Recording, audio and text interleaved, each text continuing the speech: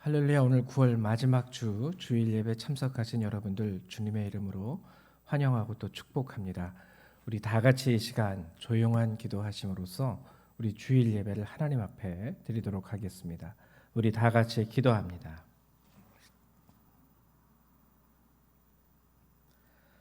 할렐루야. 여호와께 감사하라. 그는 선하시며 그 인자하심이 영원하미로다. 누가 능히 여호와의 권능을 다 말하며 주께서 받으실 찬양을 다 선포하랴. 아멘. 사랑과 은혜가 많으신 주님, 참으로 감사를 드립니다. 주님, 오늘도 주께서 이 거룩한 날, 이 거룩한 시간, 이 거룩한 자리에서 우리가 주님을 예배하게 하시고 하나님의 자녀로서 주님을 찬송하며 감사하며 하나님의 말씀을 듣게 하심을 참으로 감사드립니다. 하나님, 우리가 드리는 이 예배가 단순히 종교 생활로 드리는 한 시간의 예배가 되지 않도록 도와주시고 주님 앞에 온전히 서고 회개하고 새 힘과 은혜와 능력으로 채울 수 있는 귀한 생명의 시간이 될 수 있도록 도와주시옵소서. 오늘도 우리의 예배를 받아주실 것을 믿고 감사드리며 우리 주 예수님의 이름으로 기도했습니다. 아멘. 우리 다 같이 주님 앞에 사도신경으로 신앙 고백 드리도록 하겠습니다. 우리 다 같이 신앙 고백합니다. 나는 전능하신 아버지 하나님, 천지의 창조주를 믿습니다. 나는 그의 유일하신 아들, 우리 주 예수 그리스도를 믿습니다. 그는 성령으로 잉태되어 동정녀 마리아에게서 나시고 본디오 빌라도에게 고난을 받아 십자가에 못 박혀 죽으시고 장사된 지 사흘 만에 죽은 자 가운데서 다시 살아나셨으며 하늘에 오르시어 전능하신 아버지 하나님 우편에 앉아 계시다가 거기로부터 살아있는 자와 죽은 자를 심판하러 오십니다. 나는 성령을 믿으며 거룩한 공교회와 성도의 교제와 죄를 용서받는 것과 몸의 부활과 영생을 믿습니다. 아멘.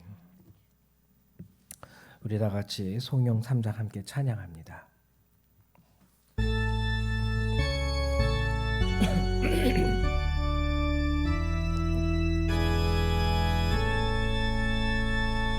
성부 성자와 성령 찬송과 영광 돌려보내 태초로 지금까지 또 영원 무궁토록 성삼위께 영광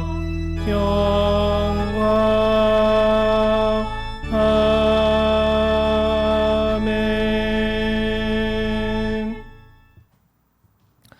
네, 찬송가 뒤에 있는 우리 교독문 51번 함께 교독하도록 하겠습니다. 교독문 51번입니다. 시편 118편입니다. 교독문 51번 시편 118편입니다. 다 찾으셨죠? 찾으신 줄로 알고 저희 한 절 한 절 같이 교독하도록 하죠. 제가 먼저 교독합니다. 여호와께 감사하라. 그는 선하시며 그의 인자하심이 영원하미로다. 이제 이스라엘은 말하기를 그의 인자하심이 영원하다 할지로다. 이제 아론의 집은 말하기를 그의 인자하심이 영원하다 할지로다. 이제 여호와를 경외하는 자는 말하기를 그의 인자하심이 영원하다 할지로다. 내가 고통 중에 여호와께 부르짖었더니 여호와께서 응답하시고 나를 넓은 곳에 세우셨도다. 여호와는 내 편이시라. 내가 두려워하지 아니하리니 사람이 내게 어찌할까.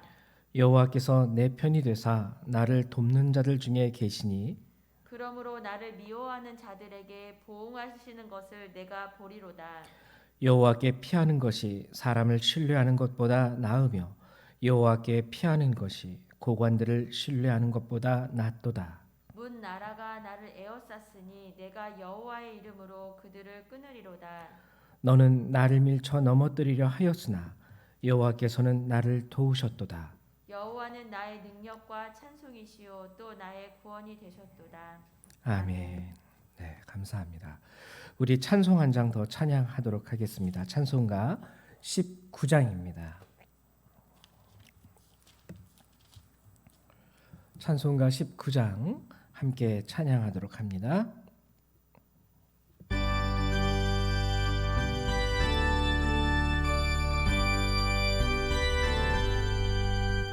찬송하는 소리 있어 사람 기뻐하도다. 하늘 아버지의 이름 거룩거룩하도다. 세상 사람 찬양하자. 거룩하신 하나님께 할렐루야 할렐루야 할렐루야 아멘. 하나님의 나라 권세 영원토록 있도다. 하나님의 영광 나라 거룩거룩하도다. 하늘 보좌 계신 주님 세상 주관하시도다. 할렐루야 할렐루야 할렐루야 아멘. 하나님의 크신 섭리 그 뜻대로 되도다. 아버지의 뜻은 거룩거룩하도다. 주여 속히 임하셔서 기쁜 날을 주옵소서. 할렐루야 할렐루야 할렐루야 아멘 아멘. 예, 우리 이 시간에는 각 가정에서 대표자 되시는 분께서 이 예배를 위해서 기도해 주시기를 부탁드립니다. 우리 다 같이 기도합니다.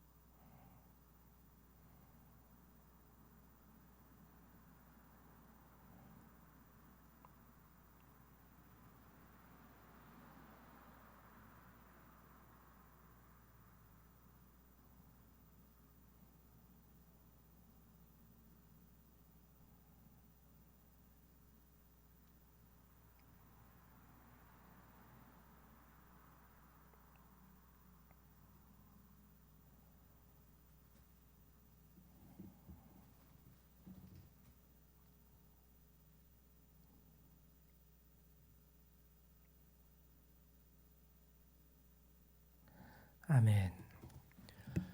네, 감사합니다. 우리 하나님의 말씀 같이 찾아보도록 하죠. 오늘 함께 보실 하나님의 말씀은 디모데전서 1장 1절에서 11절까지의 말씀입니다. 디모데전서 1장 1절에서 11절까지의 말씀입니다. 예, 다 찾으셨죠? 우리 한 절 한 절 같이 교독하도록 하겠습니다. 디모데전서 1장 1절에서 11절 제가 먼저 교독합니다. 우리 구주 하나님과 우리의 소망이신 그리스도 예수의 명령을 따라 그리스도 예수의 사도된 바울은 믿음 안에서 참 아들 된 디모데에게 편지하노니 하나님 아버지와 그리스도 예수 우리 주께로부터 은혜와 긍휼과 평강이 내게 있을지어다. 내가 마게도냐로 갈 때에 너를 권하여 에베소에 머물라 한 것은 어떤 사람들을 명하여 다른 교훈을 가르치지 말며 신하와 끝없는 족보에 몰두하지 말게 하려 함이라. 이런 것은 믿음 안에 있는 하나님의 경륜을 이름보다 도리어 변론을 내는 것이라.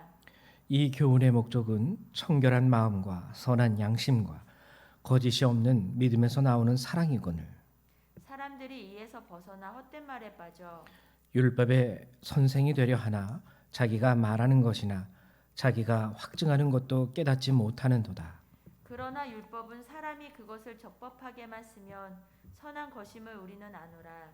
알 것은 이것이니 율법은 옳은 사람을 위하여 세운 것이 아니요 오직 불법한 자와 복종하지 아니하는 자와 경건하지 아니한 자와 죄인과 거룩하지 아니한 자와 망령된 자와 아버지를 죽이는 자와 어머니를 죽이는 자와 살인하는 자며 음행하는 자와 남색하는 자와 인신 매매를 하는 자와 거짓말하는 자와 거짓 맹세하는 자와 기타 바른 교훈을 거스르는 자를 위함이니 이 교훈은 내게 맡기신 바 복되신 하나님의 영광의 복음을 따름이니라.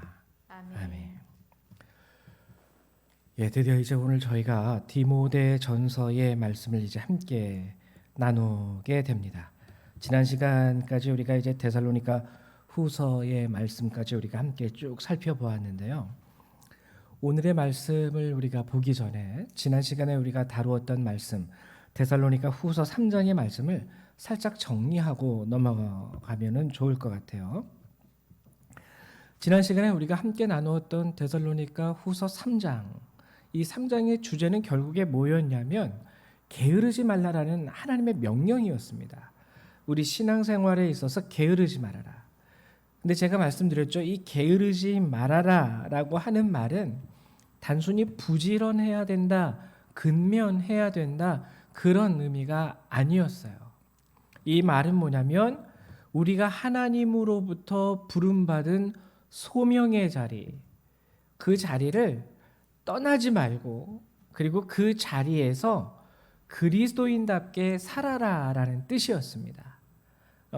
데살로니가 후서를 기록할 당시에 그 교회 안에는 극단적인 종말론에 의해서 삶의 자리를 이탈하는 성도들이 있었었죠.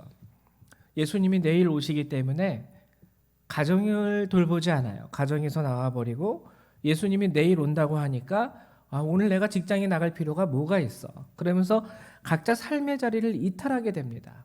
그렇게 삶의 자리를 이탈하는 자들. 그러나 이것은 단순한 삶의 자리를 이탈하는 것뿐만 아니라 하나님께서 부르신 소명의 자리를 이탈하는 거예요.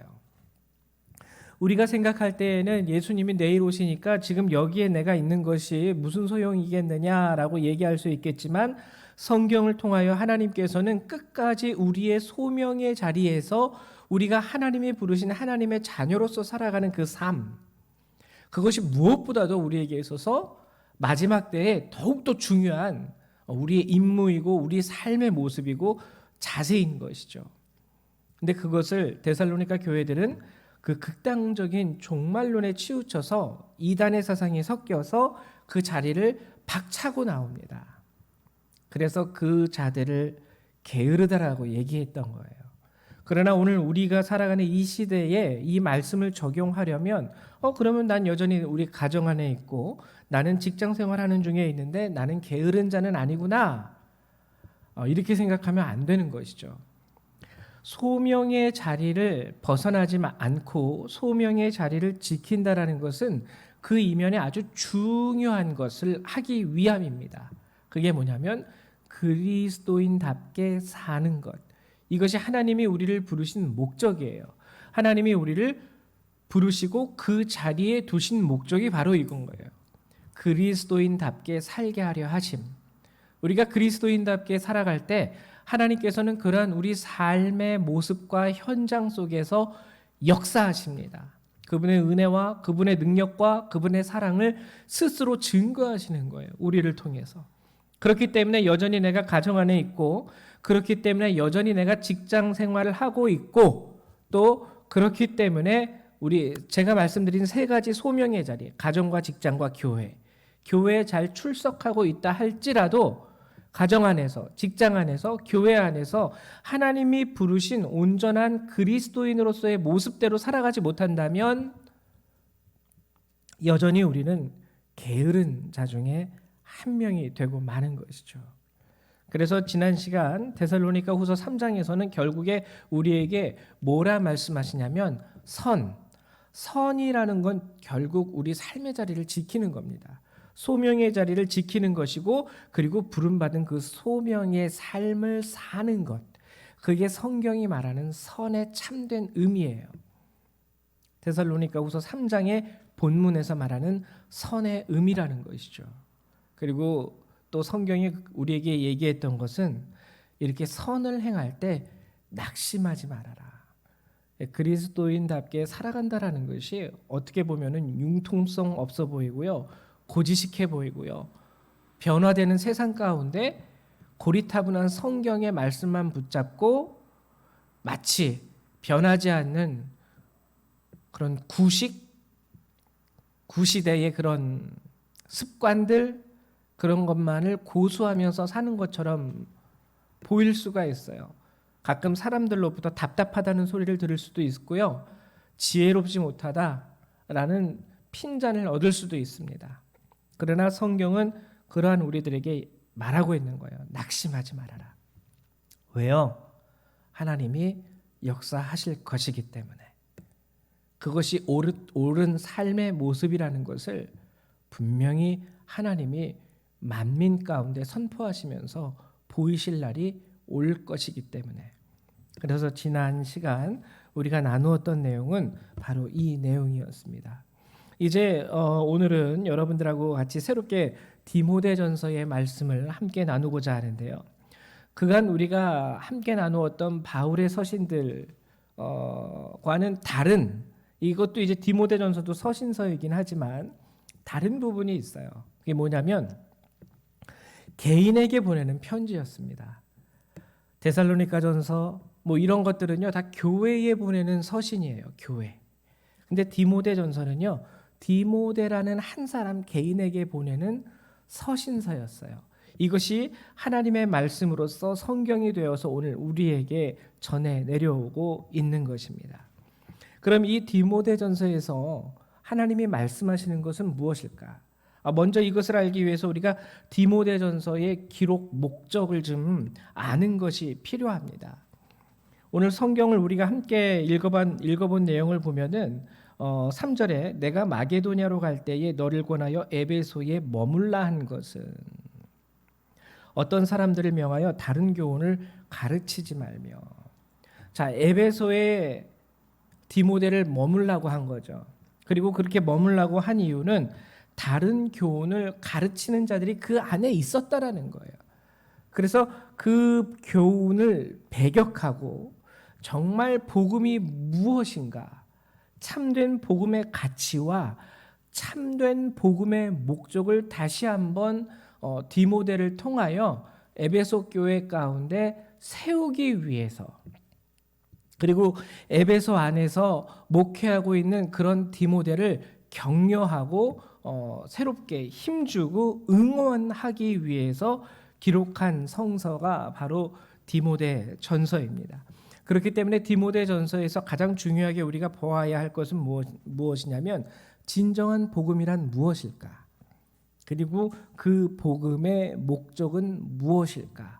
이것을 아는 것이 굉장히 중요합니다. 이단의 사상과 거짓 교사들의 가르침을 배격하고 진정한 복음이 무엇인지 그 가치와 목적에 대해서 다시 한번 되새기기 위하여, 그리고 이러한 면에서 디모데를 격려하기 위하여 이 디모데 전서가 기록되었기 때문이죠. 그러면은 이 진정한 복음의 가치, 복음의 목적은 무엇일까? 결과적으로 보면 5절에 그 답이 나와 있어요. 5절에 이렇게 기록이 되어 있죠. 이 교훈의 목적은 청결한 마음. 여기서 말하는 교훈이라는 건 복음이죠. 이 복음의 목적이 나와요. 이 복음의 목적, 교훈의 목적은 청결한 마음과 선한 양심과 거짓이 없는 믿음에서 나오는 사랑이다. 자, 사랑입니다. 복음의 목적은 사랑이에요. 하나님이 너희를 이토록 사랑하사, 요한복음 3장 16절에 그 말씀 아닙니까? 독생자를 주셨으니. 근데 어떠한 사랑입니까? 청결한 마음이 기반이 돼야 돼요. 선한 양심이 기반이 돼야 돼요. 거짓 없는 믿음이 기반이 되어야 됩니다. 이러한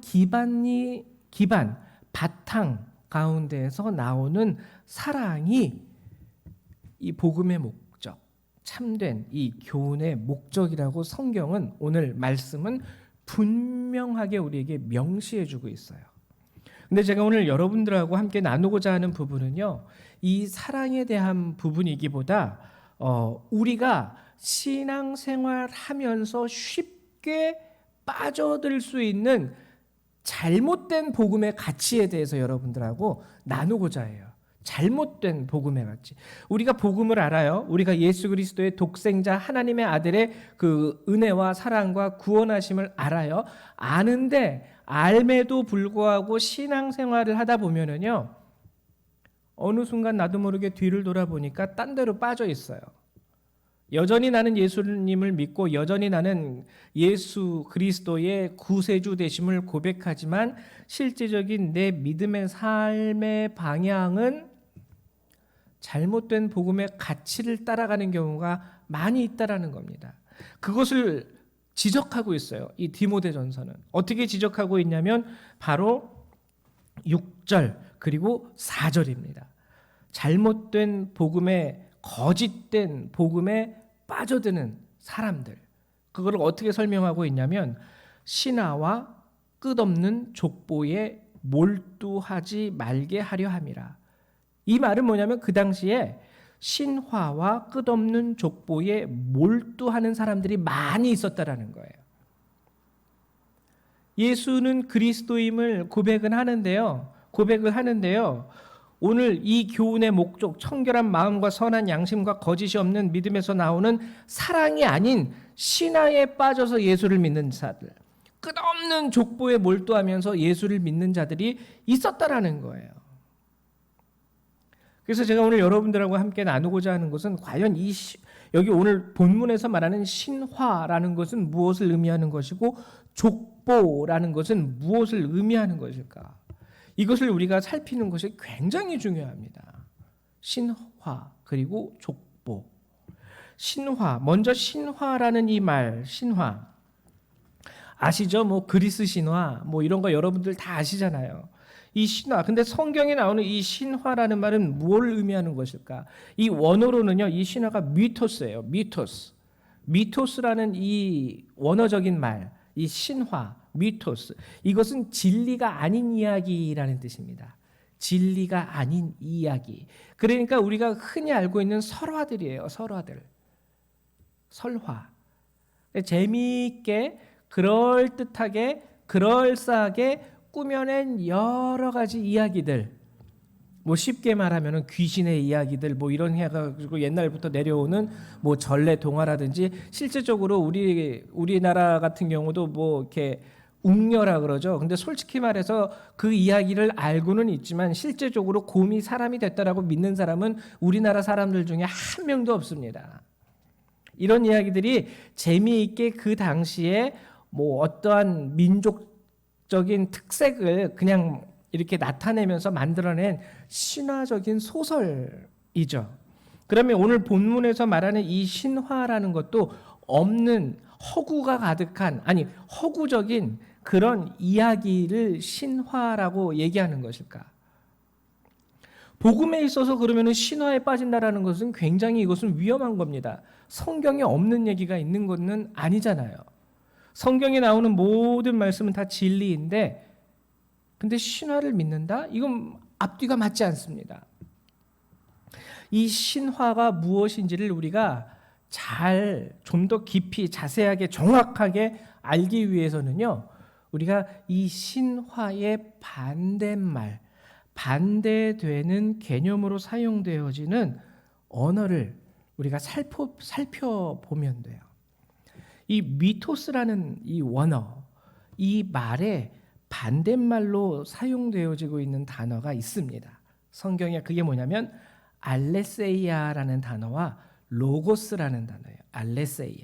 알레세이아라는 단어는 진리라는 뜻입니다. 진리가 너를 자유케 하리라 할 때 그 진리, 이 알레세이아예요. 그리고 로고스, 제가 설명드리지 않아도 여러분들 기독교인이라면 다 알고 있는, 몇 번은 들어본 단어 로고스, 바로 하나님의 말씀을 로고스라고 그러죠. 그럼 이 미토스라는 단어의 반대적인 개념이 알레세이아와 로고스예요. 그럼 우리는 이 미토스를 이제 다시 정확하게 정의해 볼 수 있어야 됩니다. 이것은 미토스라는 말은 뭐냐면 즉 로고스가 아닌 것이에요. 하나님의 말씀이 아닌 것이고 알레세이아, 진리가 아닌 것을 다 미토스라고 합니다. 단순히 허구적인 상상의 소설적인 이야기만이 미토스가 아니라 실제로 존재하고 실제로 경험해 본 것 중에도 로고스가 아닌 게 있어요. 알레세이아가 아닌 게 있어요. 진리가 아닌 것이 있고 하나님의 말씀이 아닌 것이 있다라는 거예요. 실제로 경험했음에도 불구하고 내 눈으로 똑똑히 봤고 내 귀로 들었음에도 불구하고 이거는 로고스가 아니야. 이거는 알레세이아가 아니야. 이해가 조금 어려우시죠? 쉽게 아주 쉽게 설명을 해드리겠습니다. 여러분 어떻게 이해하면 되냐면 이제 추석이 지났죠. 여러분들 추석 이렇게 보내시면서 우리나라 참 좋은 문화 중에 하나가 이제 선물도 이렇게 교환을 하고 또 이렇게 감사한 분들 그리고 어르신들께 작은 정성으로 선물도 우리가 이렇게 잘 포장해서 대충 막 포장하지 않잖아요. 포장해서 선물도 보내고 또 선물을 받기도 하고 우리 추석이나 설 같은 명절에는 그렇게 하죠. 근데 그 중에 어떤 분이 여러분들에게 너무 감사한 나머지 귀한 소고기를 선물했다라고 한번 상상을 해보십시오. 아주 신선합니다. 갓 도축해가지고 이렇게 발라낸 소고기 살점을 여러분들에게 이제 선물했어요. 그러면은 그 살점을 그냥 바로 이렇게 딱 도축해가지고 살을 발라내가지고 예스 여기 있습니다 하고 이렇게 툭 던져주는 경우는 없죠. 아주 그 랩으로 이쁘게 비닐 랩으로 포장을 하고 또 이렇게 보면은 무슨 대나무 쌀로 만든 바구니 같은 데다 이렇게 이쁘게 담고 그리고 거기에다 또 이게 신선하게 잘 전달될 수 있게 스티로폼 박스에다가 또 스티로폼 이렇게 잘 그 투명 테이프로 그 이음새 부분을 마감하고 또 보자기 같은 걸로 이렇게 막 묶어서 싸서 보내죠. 자, 여러분 여기에서요. 여러분들이 드리려고 하는 선물, 여러분들이 받으려고 하는 선물은 무엇일까요? 제가 지금 여러분들에게 설명한 것 중에서 보자기가 나왔습니다. 스티로폼 박스가 나왔습니다. 스티로폼 박스를 그 이음새를 이렇게 잘 그 봉인하는 투명 테이프가 나왔습니다. 그리고 그 대나무 쌀로 만든 바구니가 나왔고요. 소고기를 이렇게 1차적으로 이쁘게 포장한 그 비닐 랩이 나왔어요. 그리고 소고기가 나왔고요. 이 6가지 물건 중에서 여러분들이 가장 가치 있게 핵심으로 이 선물이 선물다워지기 위해서 가장 핵심적인 부분은 무엇입니까? 소고기예요. 소고기.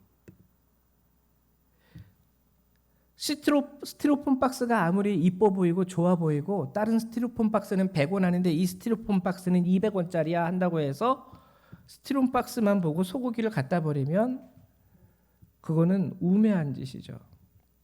바로 오늘 성경이 말하는 신화가 이런 것이에요. 로고스, 하나님의 말씀, 그리고 하나님께서 우리에게 주시려 하는 참된 진리로서의 알레세이아, 여기에는 우리가 크게 마음을 두지 않아요. 마음을 두지 않고 단순히 와, 이 포장지 봐봐. 이 포장지 너무 이쁘지 않아? 이 스티로폼 박스 봐봐. 어떻게 이렇게 스티로폼 박스가 정사각형으로 생겼을까?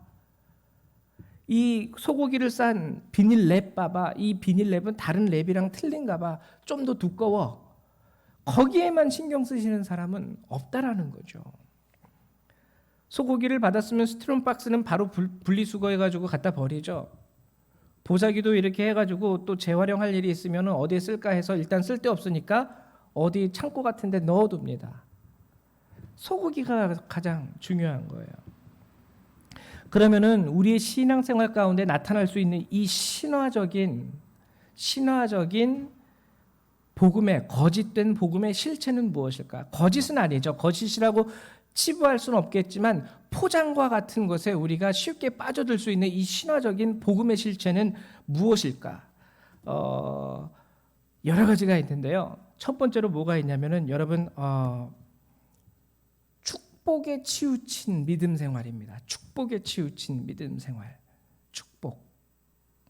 축복에 치우친 믿음 생활. 예를 들면 내가 무슨 일이 있어서 40일 기도했는데 하나님이 나에게 응답하시사 이런 은혜와 축복을 베풀어 주심으로 인하여 그 모든 문제가 해결됐어.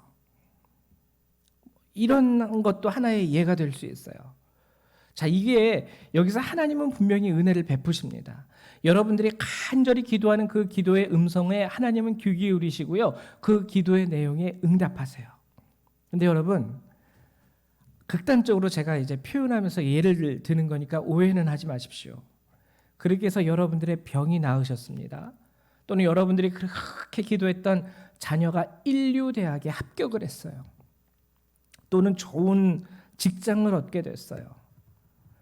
이 다 축복이죠. 하나님께서 실제적으로 우리의 삶 가운데 역사하신 하나님의 은혜의 역사들입니다. 근데 여러분 한번 우리가 본질적으로 한번 생각을 해볼게요. 여기에 너무 치우쳐진 신앙의 모습이 하나님 보시기에는 안타까워요. 왜냐하면 하나님 보실 때 내가 겨우 너희 자녀 좋은 직장 보내려고 인간의 옷을 입고 이 땅에 와서 십자가에 죽고 부활했는 줄 아느냐? 뭘 말씀드리는 건지 아시죠? 우리가 신앙생활하면서 하나님의 은혜가 필요하고요. 때를 따라도 오시는 하나님의 축복이 우리에게 필요합니다. 성경은 이러한 것들도 우리에게 약속해 주셨어요. 근데 너무 거기에 치우친 거예요. 하나님 이번에도 복 주시옵소서. 하나님 이번에도 잘 되게 하여 주시옵소서. 하나님 이번에도 걱정이 없게 하여 주시옵소서. 모든 나의 신앙생활의 초점이 여기에 맞춰져 있어요. 여러분 우리는 기억해야 합니다. 예수 그리스도께서 이 땅에 오셔서 십자가에 죽으시고 부활하신 이유는 단순히 이 땅에서 잘 먹고 잘 살기 위함에 있지 않았습니다. 근데 자칫 잘못하면 우리가 보여지고 경험할 수 있는 이러한 축복의 믿음 가운데 빠져들 수 있어요. 이것이 오늘 사도 바울이 경계한 신화적인 믿음의 첫 번째 모습이에요. 그럼 두 번째 성경에서 말하는 신화는 무엇이냐면 은사적 체험입니다. 은사 역시 하나님께서요 우리들에게 허락하시는 일들이에요. 어떤 이에게는 능력도 주시고요. 어떤 이에게는 방언, 어떤 이에게는 방언 통역, 어떤 이에게는 예언. 근데 여러분 이 은사도요. 자칫 잘못하면 위험해요. 단순히 보여지는 현상과 경험에만 의존해서 딱 그 경험과 현상으로 끝나버리면 굉장히 위험합니다. 내가 기도했는데 환상을 봤어. 내가 기도했는데 하나님께서 음성을 들려주셨어. 내가 잠을 자는데 하나님께서 꿈속에 찾아와서 나를 만나주셨어. 근데 여러분 이런 모든 은사에는요 하나님의 목적이 있어요. 하나님께서 우리를 통해서 하시려는 그 목적 그거는 상실해버렸어요. 그것은 상실해버리고 단순히 나에게 일어난 이러한 영적인 현상 거기에 도취되어 있으면 큰일 납니다.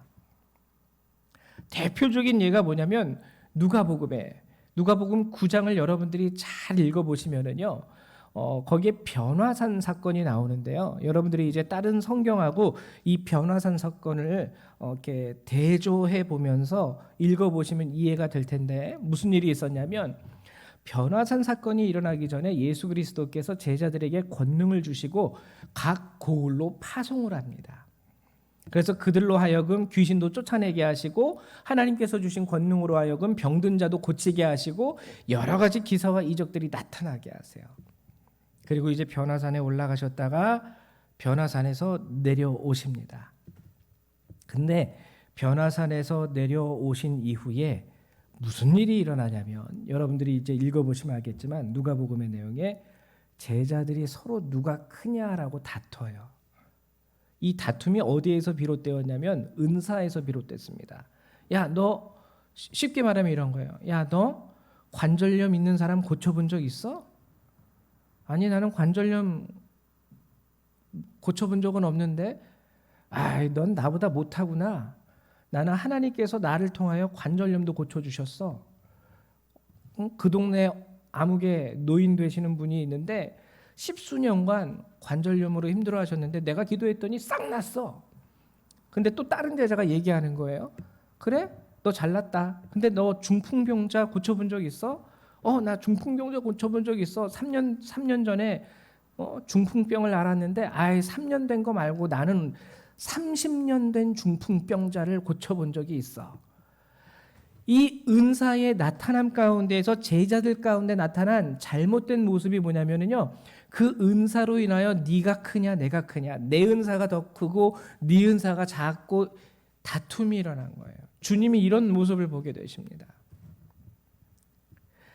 잘못된 신화적인 신앙생활의 두 번째 모습이요, 은사에 빠져 사는 분들. 정말 잘못된 거예요. 은사가 중요한 거고 필요한 거긴 하지만 하나님께서 우리에게 은사를 베푸시는 것은 거기엔 이유가 있습니다. 가장 대표적인 게 교회의 덕을 세우려 하시기 위함이에요. 근데 오늘 제자들의 모습, 누가복음 9장에 나오는 제자들의 모습은 뭐냐면요, 교회의 덕을 세웁니까? 서로 잘났다고 지금 싸우고 있죠. 내가 더 위대한 은사, 내가 더 큰 은사, 그렇기 때문에 내가 더 하나님 앞에서, 주님 앞에서 더 큰 사람. 우리는 이러한 것들을 조심할 수 있어야 됩니다. 지금 우리 시대에서는 은사도 은사지만 교회의 규모와 그러한 교회의 유명세에 의해서 더 큰 교회, 작은 교회, 더 큰 장로님, 작은 장로님, 은연중에 우리 마음에 이런 걸 나누는 게 있어요. 오늘 디모데전서에서 말하는 신화에 몰두하지 말아라. 바로 이런 부분이에요. 핵심, 소고기는 없고요. 소고기는 언제 어디서 어떻게 됐는지 알지도 못하고요. 포장지가 내게 더 크네. 네 거는 노란색인데 내 거는 빨강색이네. 포장지가 내게 더 반짝반짝반짝하네. 여기에만 매달려 있는 이 신화에 몰두하고 있는 이 그리스도인들의 모습. 사도 바울은 그걸 답답하게 보면서 디모데에게 알려주고 있는 거예요. 그런 신화에 몰두하게 하지 말아라. 그럼 신화적인 믿음의 모습 세 번째는 또 무엇일까요? 그것은 뭐냐면 지식적인 신앙생활입니다. 특별히 성경을 지식적으로만 접근해요. 지식적으로만. 지금은 이제 코로나 때문에 그런 걸 잘 못하긴 하지만 코로나 이전에는 조금 이제 큰 교회들은 다 그 교회만의 어떠한 성경 코스가 있었죠.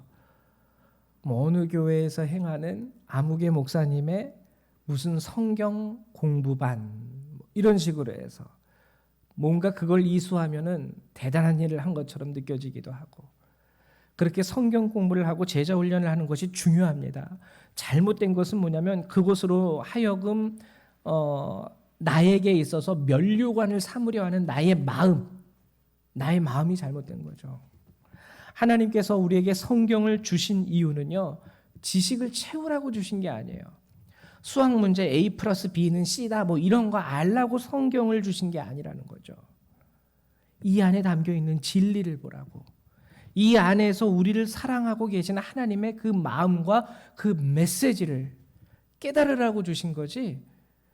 자, 우리 뭐 노아의 나이가 몇 살이었을까요?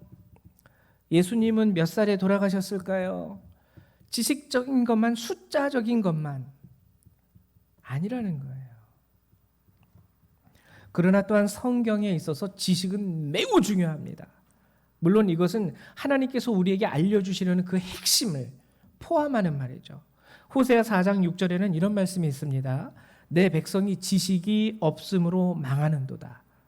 단순히 망하는 게 아니에요. 호세아 4장 6절의 말씀은 우리에게 있어서 굉장히 두려운 말씀이에요. 뭐라고 하나님께서 말씀하시냐면 네가 이 뜻이에요. 네가 지식을 버렸으니 나도 너를 버려. 지식이 없는 백성은요, 하나님으로부터 버림을 받습니다. 일단 주님이 첫 번째 말씀하신 게 내가 지식을 버렸으니 나도 너를 버려서 내 제사장이 되지 못하게 할 것이요, 네가 내 하나님의 율법을 잊었으니, 이것도 지식을 잊음과 동일하거든요. 지식을 잊었으니 나도 내 자녀들을 잊어버리리라. 우리가 지식이 없으면요, 하나님으로부터 버림받게 됩니다. 나만 버림받게 되는 게 아니라 내 자식들, 나의 자녀들, 후손들도 버림을 받게 돼 있어요. 호세아 4장 6절은 그것을 분명하게 우리에게 경고하고 있습니다. 지식이 없으면 당신은 버림받습니다. 지식이 없으면 당신뿐만 아니라 당신의 자녀들도 하나님이 버리십니다. 이거 얼마나 무서운 말씀입니까? 지식이 필요합니다. 그러나 오직 지식적으로만 성경을 접근하시는 분들, 이것도 잘못된 신화에 몰두하는 우리 믿음 생활의 모습이라는 거죠. 우리는 이것을 경계할 수 있어야 돼요. 결과적으로 말씀드린다면 신화에 몰두하는 신앙생활은 오직 자신, 나의 지식과 나의 경험, 그리고 나에게 일어났던 그러한 현상에 치우쳐서 결국 포장지만 보고 진정한 참된 복음의 가치와 목적에 대해선 하나도 모르는 것. 이게 바로 신화에 몰두하는 신앙인들의 특징이라는 거죠. 다음으로 오늘 성경이 몰두하지 말라고 얘기하는 것 중에 하나는, 두 번째는 족보입니다. 그럼 족보는 무엇일까? 말 그대로요, 이것은요, 원어로도요, 계보, 혈통 이런 걸 의미해요. 계보와 혈통과 족보에 몰두하지 말아라, 신앙생활에 있어서. 이 무슨 뜻일까요? 이 무슨 뜻이냐면요, 혈통으로서 자신의 신앙의 우월성을 내세우는 거예요. 진정 예수 그리스도에 대한 믿음과 그 믿음대로 하나님 말씀대로 살아가는 삶의 모습은 전혀 없고, 그런 분들이 있죠. 종종 기독교 제가 4대째입니다. 우리 집안에 대대적으로 우리 이 대한민국에 기독교가 들어온 이후로 저희는 지금까지 하나님을 섬기는 집안으로서 4대째 가문입니다. 이 굉장히 축복되고 영광된 가문이죠. 그러나 그 3대 4대가요, 나를 구원한다라는 내용은 성경에 전혀 없어요. 오늘 내가 4대고 5대고 6대고 7대고 10대라 할지라도 오늘 내 삶에 내가 예수 그리스도를 영접하지 아니하고 하나님의 말씀을 받아들이지 않는다면, 몇 대째부터인지 모르겠지만 겉으로는 10대라도 어떻게 보면 7대부터 이미 망한 집안일 수도 있다라는 거죠. 족보에 몰두한다라는 것은 또 한 가지 뭐가 있냐면, 사람의 업적을 굉장히 자랑합니다. 사람의 업적. 우리 할아버지가 아무개 교회 장로인데요, 그 교회, 그 큰 교회, 그 대형 교회 가면은 우리 할아버지가 그 당시에 이렇게 교회에 헌납했던 성물, 뭐 예를 들면 뭐 그랜드 피아노, 그 그랜드 피아노 한 켠에 보면 우리 할아버지 장로님 몇 년, 몇 월, 며칠 아무개 장로님 뭐 기증, 헌금, 헌납 이렇게 쓰여 있어요. 그 교회가 건축될 때 우리 할아버지가 100억을 냈습니다. 120억 중에 100억을 우리 할아버지가 헌금했어요. 이렇게 인간의 업적, 우리 조상이 한 업적이라든지 아니면 내가 이뤄낸 업적에 굉장히 치우치는 것. 그것이 바로 두 번째, 족보에 몰두하지 말아라 라고 하는 오늘 성경의 말씀에 참된 의미인 것이죠. 이제 우리는 깨달을 수 있어야 합니다. 우리의 믿음은요, 오늘 성경이 경계하는 신화적인 믿음, 즉 알레세이아가 아닌 것들, 로고스가 아닌 것들에 집중하는 믿음이 되어서는 안 돼요. 나타나는 현상, 족보와 가문, 우리 할아버지나 어머니나 아버지가 했던 교회의 헌신, 그런 것에 의지하는 믿음이 아니라는 거예요.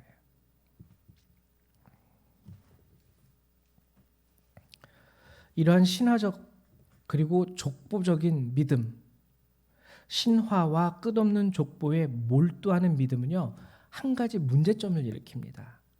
오늘 성경은 그것을 이렇게 얘기하고 있죠. 하나님의 경륜을 이룸보다, 즉 하나님의 목적, 하나님의 뜻을 이룸보다 도리어 변론, 다툼을 낸다고 얘기하고 있어요. 아까 말씀드렸듯이 제자들의 다툼이 대표적인 것이죠.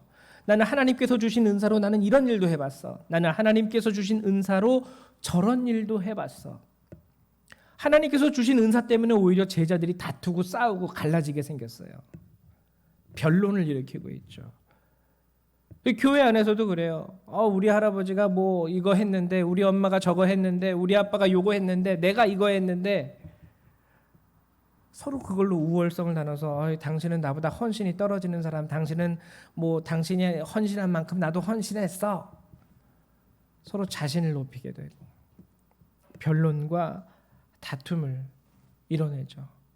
결과적으로 참 재미있는 것은 오늘 본문 7절에 보면 이러한 자들, 신하와 족보에 몰두하는 자들에 대해서 평가하는 것이 있습니다. 그것이 7절인데요. 율법의 선생이 되려 하나, 선생이 되려 한다라는 거예요. 교회 안에서, 신앙 공동체 안에서 선생이 되려 합니다. 위에 있는 자가 되려 한다라는 거예요. 위에, 남들보다 위에 있는 자. 근데 오늘 성경이 얘기하는 것은 뭐냐면 율법의 선생이 되려 하나 자기가 말하는 것이나 자기가 확증하는 것도 깨닫지 못하는도다. 그러니까 하나님이 왜 내게 은사를 주셨는지 전혀 몰라요.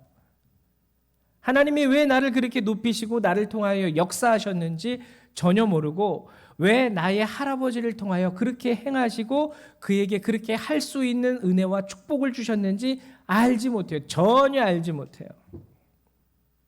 그 안에 행하신 하나님의 역사, 하나님의 뜻, 하나님의 마음, 복음의 참된 목적과 가치는 전혀 모른다라는 것이죠. 이제 말씀을 마치면서 여러분들에게 부탁을 드립니다. 이 교훈의 목적은 청결한 마음과 선한 양심과 거짓이 없는 믿음에서 나오는 사랑이다. 사랑. 그리스도께서 이 사랑으로 우리를 구원하신 거고요. 하나님도 우리로부터 이 사랑을 받기 원하십니다. 하나님도 사랑받기 원하세요. 우리로부터. 이 청결한 마음으로부터 나오는, 선한 양심으로부터 나오는, 거짓 없는 믿음으로부터 나오는 하나님에 대한 사랑. 고린도전서 13장 8절의 말씀을 여러분들에게 전하고 말씀을 마치겠습니다. 고린도전서 13장 8절. 사랑장이죠. 우리가 다 알고 있는. 사랑은 언제까지나 떨어지지 아니하되 예언도 패하고 방언도 그치고 지식도 패하리라. 하나님 나라에 가면은 다 없어진다라는 거예요. 왜? 그게 본질이 아니기 때문에. 여러분들이 소고기 포장 받았을 때 포장지는 다 갖다가 재활용 쓰레기 봉투에 갖다 버리고 소고기를 남기듯이 하나님도요, 사랑은 남기고 나머지 예언, 방언, 지식, 능력, 하나님 나라에선 다 필요 없다라는 거예요. 하나님이 계시기 때문에. 그러나 사랑은 하나님이 귀하게 받으십니다. 간직하시고 영원히 변하지 않게. 이 사실을 꼭 기억하셔서 오늘 특별히 이 시대에 힘들고 어렵고 혼란스럽고, 작은 교회는 작은 교회대로, 큰 교회는 큰 교회대로, 또 우리 성도님들 특별히 더하죠. 삶의 자리에서 코로나 때문에 생계가 힘들고 어려운 성도님들도 얼마나 많은지 몰라요. 이때 오늘 하나님께서 주신 이 말씀, 디모데 전서 1장 1절에서 11절의 이 말씀을 가지고 그 사랑으로 바울이 고백한 것과 같이 다만 복되신 하나님의 영광의 복음을 따르는 진정한 믿음의 삶을 실천할 수 있는, 그 사랑으로 실천할 수 있는 저와 여러분 되시기를 축원합니다. 기도합니다. 사랑과 은혜가 많으신 하나님, 참으로 감사를 드립니다. 오늘도 이 시간 주께서 이 귀한 말씀으로 우리에게 허락해 주시고, 하나님 정말 참된 복음의 가치, 목적, 그리고 그 복음이 무엇인지를 알게 하시고 깨닫게 하심을 감사드립니다. 주님을 믿는다고 얘기하면서도 하나님께서 주신 우리에 대한 그 참사랑은 우리가 접어버린 채 그저 포장지처럼 쓰이는 겉으로 드러나는, 겉으로 보여지는 그 능력들과 현상들에 치우쳐서 우리가 신앙생활을 해온 것은 아닌지 이 시간 돌아보며 회개합니다. 하나님 도와주셔서 이제 복음의 본질 가운데서 우리가 다시금 올바로 제대로 온전히 설 수 있도록 도와주시고, 하나님 그 복음으로 하나님 사랑을 실천하여 하나님의 영광을 드러낼 수 있는 믿음 생활 할 수 있도록 도와주시옵소서. 감사드리며 주 예수님의 이름으로 기도했습니다. 아멘. 네, 감사드립니다. 이 시간에는 우리 540장 함께 찬양하시면서 준비하신 예물 하나님 앞에 드리도록 하겠습니다. 540장입니다.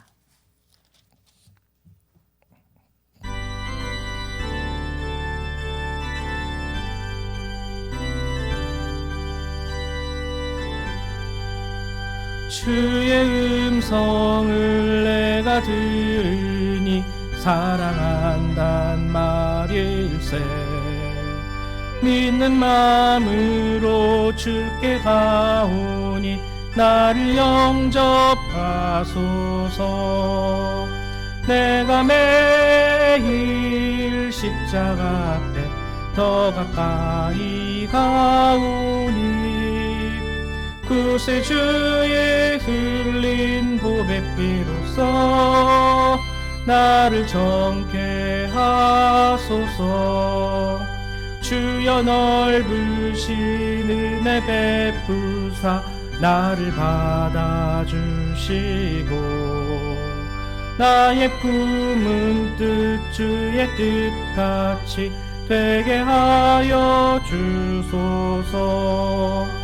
내가 매일 십자가 앞에 더 가까이 가오니 구세주의 흘린 보배 피로써 나를 정케 하소서. 주의 보좌로 나아갈 때에 어찌하니 기쁠까. 주의 얼굴을 항상 되오니 더욱 친근합니다. 내가 매일 십자가 앞에 더 가까이 가오니 구세주의 흘린 보배 피로써 나를 정케 하소서. 우리 구주의 넓은 사랑을 증량할 자 없으며 주가 주시는 참된 기쁨도 헤아릴 수 없도다. 내가 매일 십자가 앞에 더 가까이 가오니 구세주의 흘린 보배 피로써 나를 정케 하소서. 아멘. 예, 우리의 드리신 예물 위해서 한 번 더 기도합니다. 사랑과 은혜가 많으신 주님, 참으로 감사를 드립니다. 오늘도 주께서 우리에게 이런 귀한 은혜를 허락하시고 귀한 예배를 허락하심을 감사드립니다. 하나님, 저희 성도들의 마음과 그들의 삶을 받아 주시옵소서. 또한 아버지, 이 시간 힘들고 어려운 가운데서도 하나님 감사한 마음으로 하나님 예물을 정성스럽게 구별하여 드리는 우리 성도님들의 손길을 하나님 축복하여 주시옵소서. 비록 힘들고 어려운 시대에 하나님 저희가 서 있지만 하나님 여전히 주께서 세상을 주관하시고 여전히 주께서 이 세상을 다스리시는 줄 믿습니다. 하나님의 택하신 자녀들을 위하여 일하시고 하나님께 감사하는 자들을 위하여 하나님 역사하여 주시옵소서. 오늘의 이 예물도 주께서 귀하게 받아주시고 하나님 이 예물이 또한 하나님께서 뜻하시는 곳에 온전히 쓰임받을 수 있도록 주님 받아주시옵소서. 감사드리며 주 예수님의 이름으로 기도했습니다. 아멘. 예, 감사드립니다. 예, 이번 주 이제 교회 소식을 알려드리죠. 지난 주간이 이제 명절 주간이었죠. 이제 명절이 지나고 이번 주 저희가 이렇게 드리는 예배가 추석 이후 첫 예배인데 여러분들 뉴스를 보시면 아시겠지만 3천 명이 넘었어요. 그래가지고 교회도 일단은 조심하자라는 의미에서 이번 주 주일 예배는 대면 예배로 안 드리고 모두 교회 학교부터 모든 예배를 영상으로 드리게 됩니다. 그래서 간절히 부탁드리는 것 중에 하나는 혹시 타 지역을 방문하신 분들 또는 내가 지금 여기에 있다 할지라도 타 지역에서 찾아오셔가지고 가족 모임을 가지신 분들은 선별 검사를 미리 한번 해보시고 그리고 그 이후에 교회 대면 예배에 참석해 주시기를 부탁드립니다. 저희가 좀 유난을 떠는 것처럼 보일 수도 있겠지만 자칫 잘못하면 또 이 일로 인해서 세상 가운데 교회가 욕먹을 수 있고 교회가 욕먹으면 그게 하나님 앞에 영광이 되지를 못해요. 그래서 유사 증상이 없으셔도 어디 출타하셨다거나 아니면 타 지역에 있는 가족이 방문함으로 인하여 만남을 가지셨던 분들은 증상이 없으셔도 대표 되시는 분 한 분이라도 지금 검사를 받으셔서 음성이 나오신 이후에 예배에 참석해 주시기를 간절히 부탁드립니다. 그래서 검사를 받으신 이후에 저희가 대면 예배 드리는 것은 돌아오는 수요일 함께 예배를 드리는 것으로 하도록 하겠습니다. 예, 그리고 지난 주간에 저희가 작은 추석 선물을 마련했는데요. 교회에서 근데 부득이하게 참석하기가 요즘에 어려우니까 못 받아 가신 분들이 계세요. 그런 분들은 주중에 제가 한 분 한 분 또 이렇게 신방할 겸 찾아가서 선물을 전달해 드리도록 하겠습니다. 예. 다른 광고 사항은 여러분들 주보를 참조해 주시기 바라고 저희 이 시간에는 찬송가 1장 함께 찬양하시고 축도하심으로 예배를 마치도록 하겠습니다.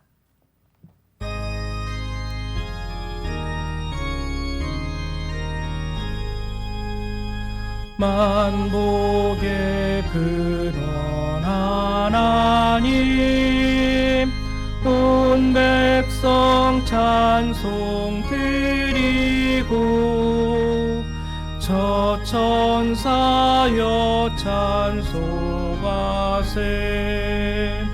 찬송 성부 성자 성령 아멘.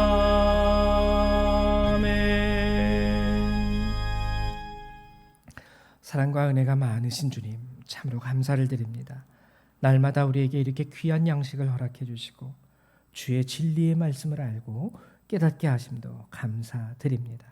하나님 이제 들었사오니 이제 깨달았으니 하나님 우리에게 간절히 바라는 것은 담대함 더하여 주셔서 깨달은 바 그 믿음대로 실천하며 살 수 있도록 도와주시옵소서. 이제 예배를 마치고 삶의 자리로 파송되는 우리 모든 주의 성도님들 하나님 저들의 발걸음 가운데 믿음 더하여 주옵소서. 이제 예배를 마치고 돌아가는 모든 그리스도의 백성들 그들의 삶과 머리 위에 하나님의 은혜와 예수 그리스도의 사랑과 성령의 능력이 늘 항상 함께하여 주시기를 성부 성자 성령 하나님의 이름으로 간절히 축원하옵나이다. 아멘. 할렐루야 감사합니다. 예배를 마칩니다.